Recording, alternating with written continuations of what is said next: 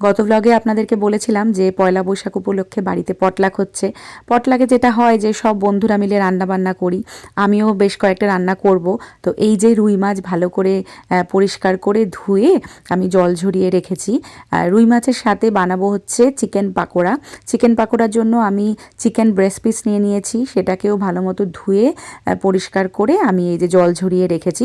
পরে আমি ফুড প্রসেসরে দিয়ে সেটাকে গুঁড়ো করে নেব, মানে পেস্ট বানিয়ে নেব। আর বানাবো সন্দেশ। তো ওই ছানার সন্দেশ বানাবো। আপনারা কিন্তু বাড়িতে চাইলে ছানা বানিয়ে নিয়ে সন্দেশ বানাতে পারেন। আমি একটু ফাঁকিবাজি করেছি, আমি কেনা পনির দিয়েই সন্দেশটা বানাবো। তো ওই বাজার থেকে পনির কিনে সেগুলোকে আমি এখন একটু ছোট ছোট করে কেটে নিচ্ছি, খুব ছোট করছি না, যেহেতু এটাকে আমি ফ্রুট প্রসেসরে দিয়ে আবার গুঁড়ো করে নেব, সেজন্য একটু বড় বড় স্কোয়ার করে কেটে নিচ্ছি। মানে মেন যে স্ল্যাবটা ছিল সেটা থেকে আমি কিছু টুকরো করে নিলাম। এবারে দেখুন আমি ফ্রুট প্রসেসরে টুকরোগুলোকে দিয়ে সেটাকে খুব ভালো মতো গুঁড়ো করে নেব। ফ্রুট প্রসেসরে দেওয়ার সাথে সাথেই না একদম মানে পাউডারের মতো হয়ে যাবে। যদি আমরা ছানা দিয়ে করি তাহলে ঠিক পাউডার হবে না, একটু নরম নরম পেস্টের মতো হয়ে যাবে। যেহেতু এটা পনির, মানে দোকানে কেনা পনির, সেই জন্য দেখুন একটু পাউডারের মতো হয়ে গেল আর কি। এটাতে আমি 2-3টে জিনিস মেশাবো, সেটা আপনাদেরকে এক এক করে আমি দেখাচ্ছি।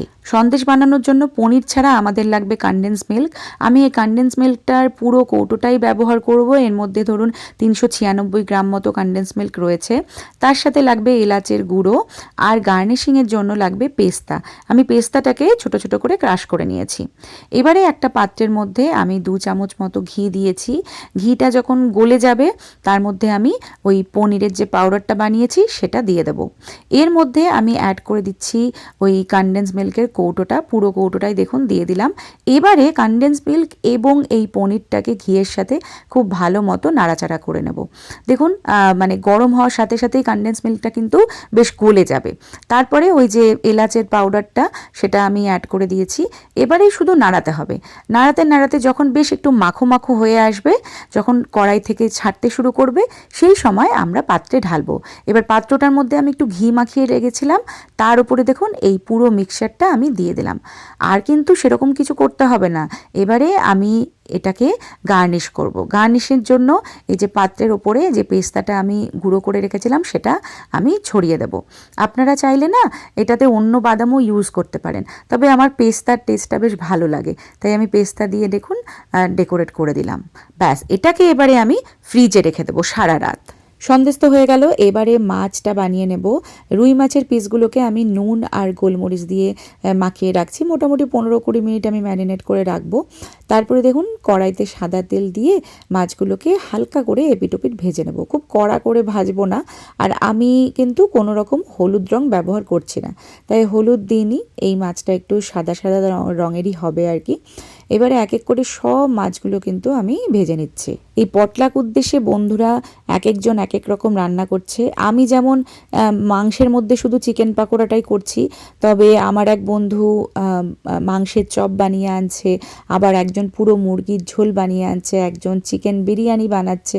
তো অনেক ধরনের আইটেম হচ্ছে, সেই জন্য আমি মাছটার দায়িত্ব নিয়েছি। তো এক ধরনেরই মাছ হবে, কারণ মাংস বেশ কয়েক ধরনের আমরা খাবো। এবারে মাছটা তো ভাজা হয়ে গেল। আমি দেখুন এবার ফ্রুট প্রসেসরের মধ্যে চিকেন ব্রেস্ট পিসগুলো দিয়ে দিলাম। এবারে এই ব্রেস্ট পিসগুলোকে না একদম মিহি করে গ্রাইন্ড করে নেব, মানে পেস্টের মতো হয়ে যাবে। আমি যখনই চিকেন পাকোড়া বানাই এইভাবেই বানাই, মানে চিকেনটাকে গ্রাইন্ড করেই বানাই, তাতে খেতেও কিন্তু খুব ভালো হয়। আর এই ফ্রুট প্রসেসরে যখন আমি চিকেন গ্রাইন্ড করি তখন তো খাটনি একদমই কমে যায়। দেখুন কি সুন্দর মিহি করে একদম পেস্ট হয়ে গেছে, মানে মুখে দিলেই মিশে যাবে আর কি। এবারে দেখুন এই চিকেন পেস্টটাকে আমি একটা বড় পাত্রের মধ্যে ঢেলে নিচ্ছি। এবারে আমি এর মধ্যে অ্যাড করে দিয়েছি রসুন কুচি, আদা কুচি, ধনেপাতা কুচি, কাঁচা লঙ্কা কুচি, আর সামান্য একটু পেঁয়াজ কুচি। পেঁয়াজ কুচি আমি বেশি অ্যাড করছি না এখন, কারণ না হলে পেঁয়াজ থেকে জল ছাড়লে এটা একটু বেশি জল জল হয়ে যাবে, আমি সেটা করতে চাইছি না, পরে অ্যাড করব। এখন অ্যাড করছি সব গুঁড়ো মশলা, যেমন নুন অ্যাড করে দিলাম 2 থেকে 3 চামচ, তারপরে পরিমাণ মতো হলুদ গুঁড়ো, কাশ্মীরি লঙ্কা গুঁড়ো, আপনারা চাইলে কিন্তু লাল লঙ্কা গুঁড়োও অ্যাড করতে পারেন, আমি আর দিইনি। তারপরে ধনে গুঁড়ো, জিরে গুঁড়ো, গরম মশলা গুঁড়ো, আমচুর পাউডার, তারপরে চাট মশলা, এর সাথে আমি একটু ম্যাগির ম্যাজিক মশলাও অ্যাড করেছি, ওটা অপশনাল, আপনারা চাইলে দিতেও পারেন নাও দিতে পারেন। কাসুরি মেথি অ্যাড করে দিয়েছি একটু, আর তার সাথে অ্যাড করলাম 4খানা ডিম। এই সবকে এবার খুব ভালো মতো আমাদের মিশিয়ে নিতে হবে। এর মধ্যে আমি পরিমাপ মতো এবারে কর্নফ্লাওয়ার অ্যাড করছি। আপনারা চাইলে ময়দাও অ্যাড করতে পারেন, তবে কর্নফ্লাওয়ার দিলে একটা ক্রাঞ্চিনেস আসে। তো কর্নফ্লাওয়ার দিয়ে এবারে হাত দিয়ে আমি খুব ভালো মতো সব কিছুকে একদম নাড়িয়ে চাড়িয়ে মাখিয়ে নিলাম। ব্যাস, মিক্সচারটা যখন তৈরি হয়ে যাবে এটাকে আমি ফ্রিজে রাখবো। ফ্রিজে রাখার আগে আমি এটার উপরে একটা প্লাস্টিক র্যাপ দিয়ে ভালো করে মুড়িয়ে রেখে দেবো। আজকে যেহেতু আমি ভাজছি না, পার্টি তো কালকে, আমি আমার বন্ধুরা আসার আগ দিয়ে গরম গরম ভেজে নেব। তো সেই জন্য এটাকে এবার আমি ফ্রিজের মধ্যে সেট করে রেখে দেবো। তো এবারে চলুন আমরা মাছটা রেডি করে নিই। তো মাছের জন্য আমি একটা পেস্ট বানিয়ে নিচ্ছি। এই মশলার মধ্যে রয়েছে পেঁয়াজ, রসুন, আদা আর কাঁচা লঙ্কা। খুব ভালো মতো এবারে এটাকে একটা মিহি পেস্ট বানিয়ে নেব। আরও একটা মশলা বানাবো, সেটার জন্য আমি নিয়ে নিলাম 4 থেকে 5 চামচ মতো তিল, তার সাথে বেশ কয়েকটা 10-15টা মতো কাজু নিয়ে নিলাম। তো সেটাকে এবারে দেখুন এই রকম আমি পাউডার বানিয়ে নিলাম। পাউডারটাকে আমি একটা বাটির মধ্যে ঢেলে এর মধ্যে সামান্য একটু জল দিয়ে এটাকে বেশ একটা আমি নরম নরম করে পেস্ট বানিয়ে আমি পেস্টটা বানিয়ে নেওয়ার পরে আবার একটা বাটির মধ্যে মোটামুটি 3 থেকে 4 চামচ দই আমি ফেটিয়ে নিলাম।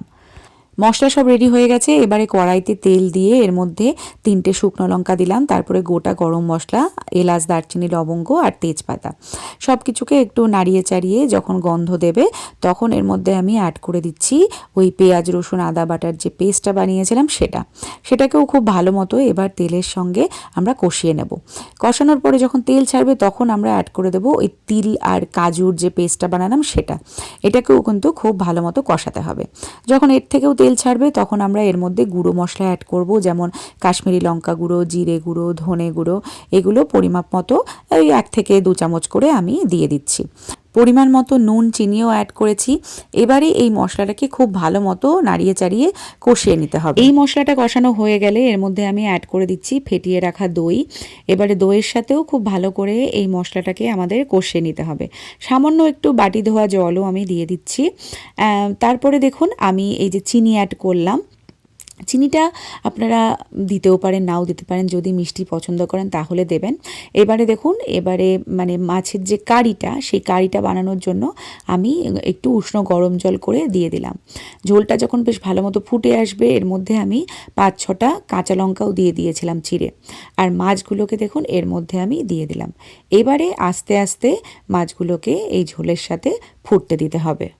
আজকের মতো আমার রান্না শেষ। কালকে পার্টিতে আমরা কি করছি তার নেক্সট ব্লগে শেয়ার করব। ভালো থাকবেন সবাই, আবার আসবো ফিরে। টাটা।